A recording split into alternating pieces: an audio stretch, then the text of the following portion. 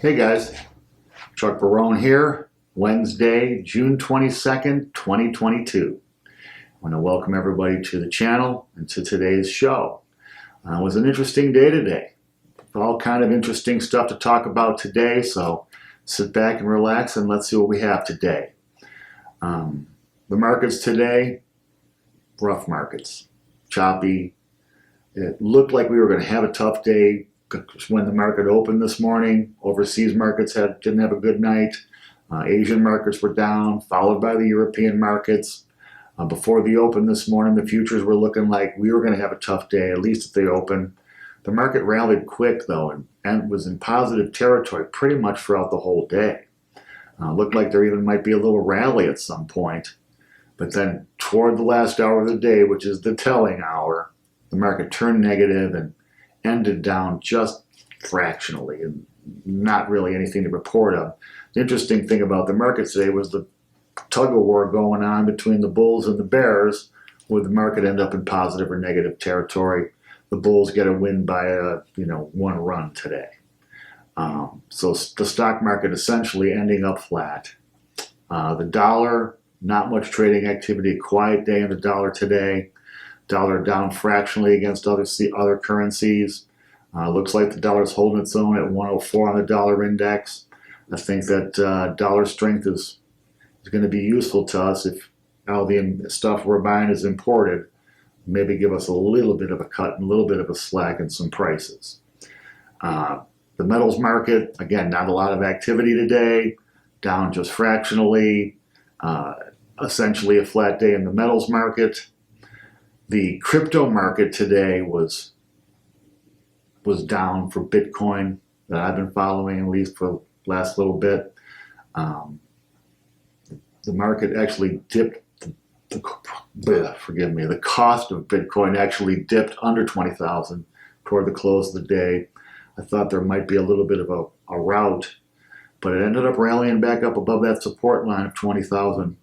So I think that there's some strength there. So let's see how long that strength can hold and if it can get a little bit of a bounce back up off of it. The surprise of the day, of course, was in the bond market as the 10-year rallied again. Now, I gotta say, I'm trying to figure out where this money's coming from. The Wall Street guys are trying to tell us that, well, it's the flight to safety. People want to get out of the market, and they're taking their money out of the market and putting it in the bond market. Well, I don't know how prudent that is, because how many bonds do you want to own when rates are on their way up, when they've already announced a 3/4 point increase next month? Why would anybody be piling into bonds? I'm not sure if that's like something a prudent investor is going to do, so that's a little bit odd. So I think that, of course, it's the same old, same old. You got the Federal Reserve and the Treasury in that market trying to support the debt, trying to support that debt market, trying to prevent the debt market from even having the appearance of a rout or appearance of people running from it. They're gonna keep it floating, I guess. I don't know how they're going to pull this balancing act off of trying to bring down inflation while pumping money into the system at the same time. So it's going to be something to look forward to watching and seeing how that all goes down coming up in the very near future.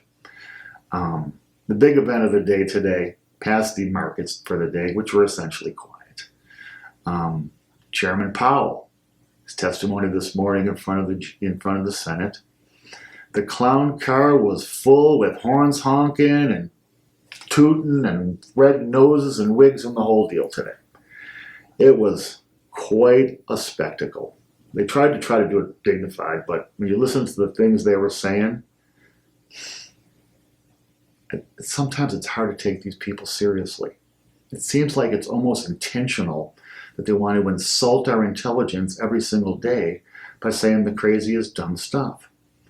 So in Powell's little monologue before they started their questioning, he re-emphasized the Fed's seriousness in taking inflation down, emphasized their seriousness and doing whatever it takes to bring that number back down to their preferred inflation number of 2%.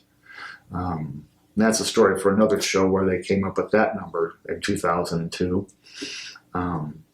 And, he was trying to sound strong and trying to sound positive, like the Federal Reserve is going to really do what it needs to do to get this inflation issue for consumers and the working people under control.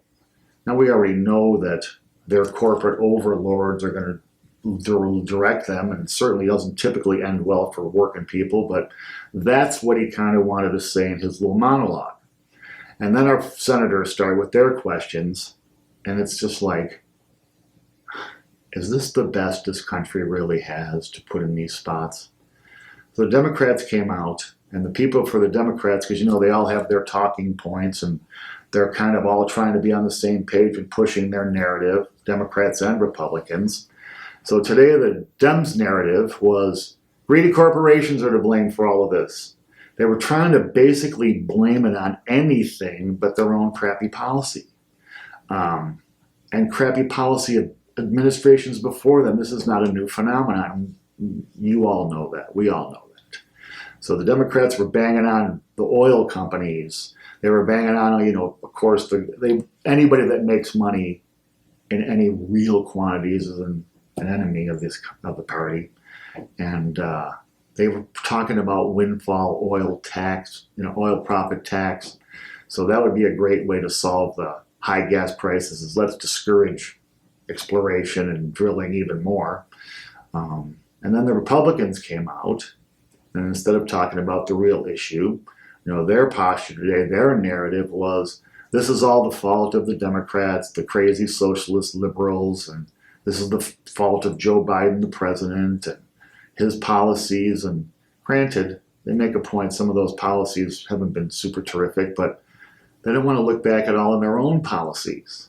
I mean, I think that they've done their share in this inflationary market as well. But of course now, because the Democrats are in power, it's all their fault and they get to wear it.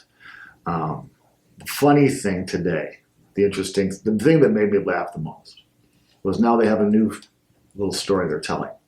So first, the story was inflation is transitory. It's just going to be temporary. It's all about supply chains, blah, blah, blah. Then it was like, well, there might be a little bit of other factors involved with it. It might last a little longer than we want. Then it was, oops, wait a minute. This looks like it might be systemic. Maybe this is policy and driven. And, of course, still it's the war in Ukraine and the supply chain issues that are part of that. But they at least were talking a little bit about their policy being part of the problem. Then they said, well, inflation might be higher, but it won't be causing a recession. Don't worry about that. We'll get this inflation under control with some rate cuts and it'll all be good. Then it changed to, well, a recession is possible, but not likely.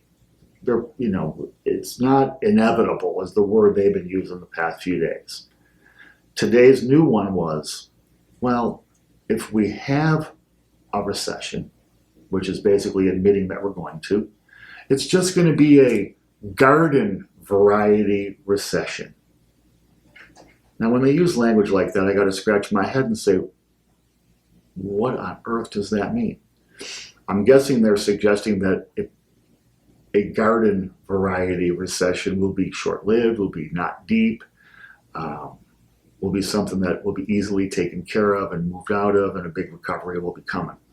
I seriously doubt that's going to be the case, but I just thought it was interesting that they actually were talking about recession and trying to put a label on it. I think, of course, all of this is just they don't want to scare everybody out of these markets. Another interesting news today, Glencore, a British company, was found guilty or admitted to market manipulation, to bribing officials, and agreed to pay $1.1 billion in fines. So, yay, market manipulation is alive and well. Another interesting fact today, a friend sent me this little blurb.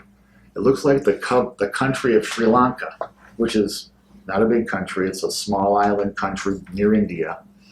Their sovereign debt basically zeroed out today. The government is admitting that they can't pay for oil imports. Sri Lanka basically is going to be bankrupt as a country.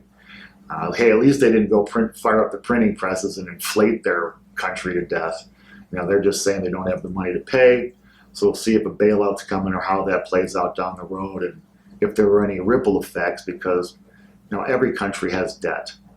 When a country can't pay for their oil imports, they're typically not going to be able to pay their debt payments on the debt they have, their sovereign debt either. So I think that we'll see how that ripples out and who's holding that debt and how much of it is there. It's just a story that's just in its beginning stages. Before we wrap things up today, I want to talk a little bit about the state of real estate across the country, and especially here in Las Vegas, where I live and work every day. I think real estate is going to turn out to be the canary in the coal mine of how severe this coming recession is going to be. And I've been doing real estate and loans here in Las Vegas since 1995. I've been doing it a long time.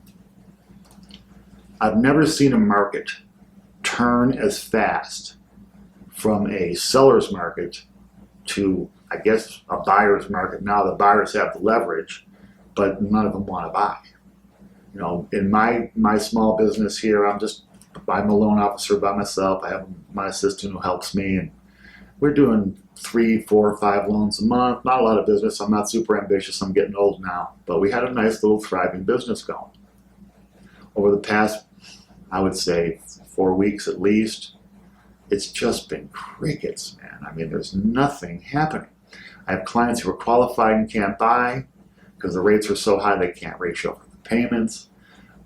People call me once we start talking about payments and they hear what these payments are going to be. It's just so shocking to them. It's not the most fun job in the world right now, talking about loan payments with rates the way they are. Our rents here in Las Vegas are showing no signs of going down. Rents are still increasing. There's big demand for rentals because people can't buy right now. So the landlords are taking advantage of that and keeping the prices high and higher. New homes, from what I'm seeing here, there's not much demand for those. The houses that are closing were bought 6 months ago. Now imagine that. You bought a house, in say February or so for delivery in August or September. When you bought the house, you planned on a 3% interest rate or so, overpaid for the house because houses are outrageously priced, and now it's coming time toward closing and getting your financing in order, and you're finding out instead of a 3% rate, you got a 6% rate, and you're finding out instead of a $2,000 payment, you got a $3,300 payment. People are freaking out. So it's going to be over the course of the next few weeks as earnings come in. We're going to see, actually, KB Homes reports their earnings today. It'll be interesting to see that if this quick turnaround had any effect on their second quarter results. I think that this market is just going to hell in a handbasket. Real estate is coming down hard in Vegas. The demand is already gone. Once demand is gone, prices follow. So we're going to follow this, and I'll keep you posted on that, because as Vegas goes, pretty much so goes the rest of this country. I don't think that you're going to have a hot real estate market anywhere in the country, and Vegas isn't hot too. So we're kind of the leader in that up or down kind of thing, or at least a good indicator of what's going to happen. So I think real estate is heading for the skids, and we're going to find out real soon whether I'm right or I'm wrong. Anyway, guys, I really appreciate taking the time to watch these videos. I appreciate all your support. The questions I'm getting are awesome. I really appreciate you guys asking me these kind of questions. It's just been such a special adventure for me this last week or so, making these videos and being in touch with you people. Smart group of investors, smart, hungry, want to learn. Stay on the path. You guys are doing all good things. Keep those questions coming to me. Like the videos, share them with your friends. If you haven't already, subscribe to the station. We're going to be putting one of these videos out every day after the close of the market. We look forward to talking to you every day and giving you the news you need to hear to be prepared for what's going on in the world, to be how to make more money and more profit, or at least preserve your capital in these markets. Anyway, have a great day. Thanks for watching. And to my good friend Greg Manarino, thanks again, my friend, for all your help and support in getting this channel launched. You're the man, my friend. Anyway, have a great day. We'll see you all again tomorrow. Thanks.